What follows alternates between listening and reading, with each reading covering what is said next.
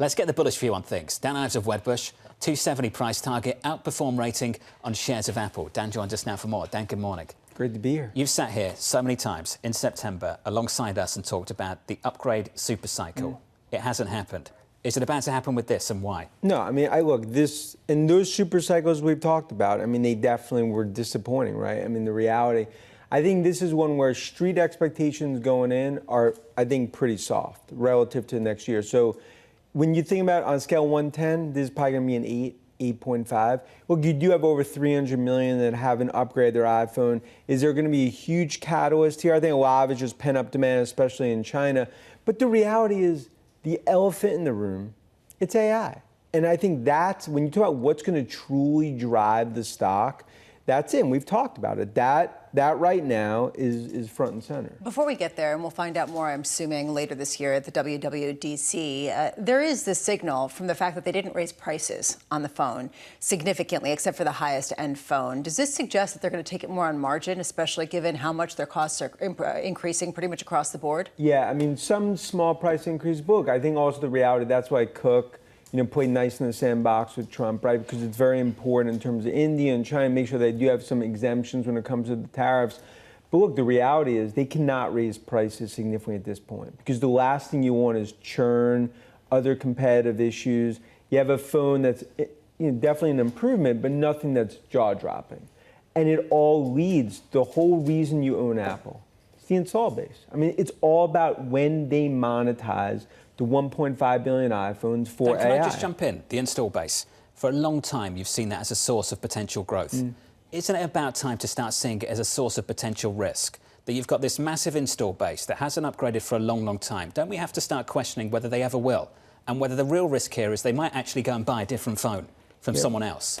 Look, we've talked about that. That's why we've been so, I think, strong in our view. Like, the clock struck midnight in terms of them needing to now, goes back to AI, because when you talk about monetization and what keeps people in the ecosystem and what really is the golden goose for monetization, it comes down to AI. And the reality is, every Apple event the last few years, I feel like Michael J. Fox Back to the Future, and that's been a big part of the problem relative to the rest of tech when it comes to embracing AI. The install base is sick of waiting. That is sort of a worry that a lot of people have. And Samsung right now and Google are out there trying to troll everybody who's been waiting for something new and saying, ha, ha, ha, look, ours fold.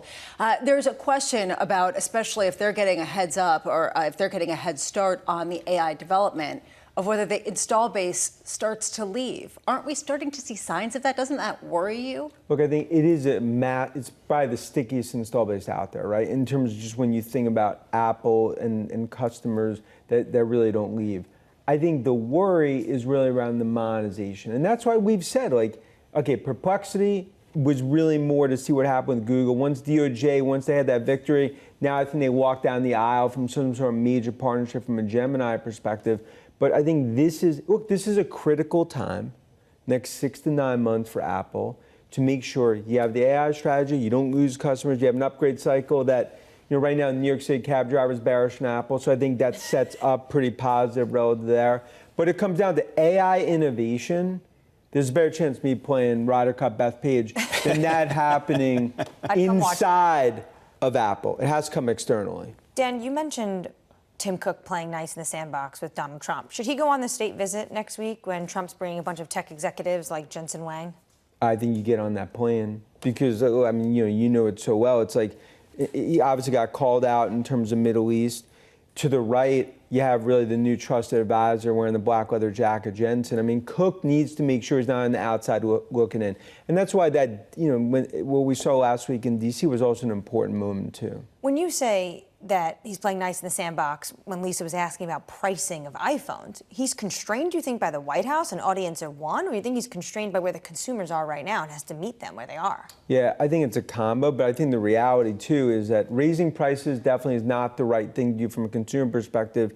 But when it comes to tariffs, that's also where, the India, look, they're essentially doing a dance around, right, when it comes to India and China, tariff exemptions, obviously significantly investing in the U.S., but like we've talked about, it's a fairy tale that they'll ever make iPhone Pros in the U.S.